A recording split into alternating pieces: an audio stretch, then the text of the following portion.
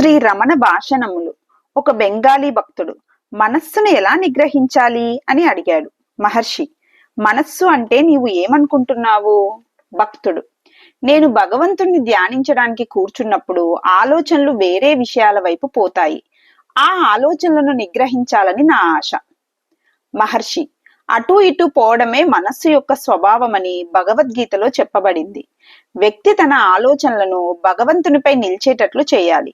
చాలా కాలం సాధన వలన మనస్సు నిగ్రహించబడి నిశ్చలమవుతుంది. ఆలోచనల రూపంలో మనశ్శక్తి క్షీణించి మనస్సు దుర్బలమవుతుంది. అదే చిత్త చాంచల్యం. మనస్సును ఒకే భావనకు అంటి పెట్టుకునేటట్లు చేస్తే శక్తి కుదురపడి మనోబలం పెరుగుతుంది.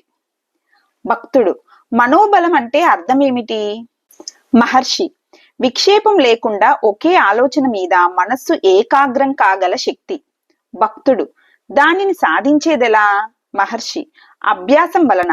భక్తుడు చిత్తాన్ని భగవంతుడి మీద ఏకాగ్రం చేస్తాడు. జ్ఞాన మార్గాన్ని అనుసరించే సాధకుడు ఆత్మను అన్వేషిస్తాడు. అభ్యాసంలో ఇబ్బందులు ఇద్దరికీ సమానమే. భక్తుడు: మనస్సును ఆత్మాన్వేషణ మీద నిలిపినప్పటికీ చాలా కాలం ప్రయాసపడ్డాక కూడా వాడి మనస్సు ఎలాగో తప్పించుకుంటుంది. కొంతకాలం గడిచాక గాని ఆ అనర్థం బోధపడదు. మహర్షి: అవును, అది అలాగే ఉంటుంది.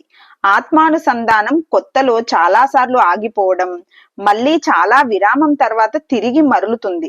చాలా కాలం అభ్యాసం చేశాకే అది చిన్న చిన్న విరామాల తర్వాత మరలుతుంది.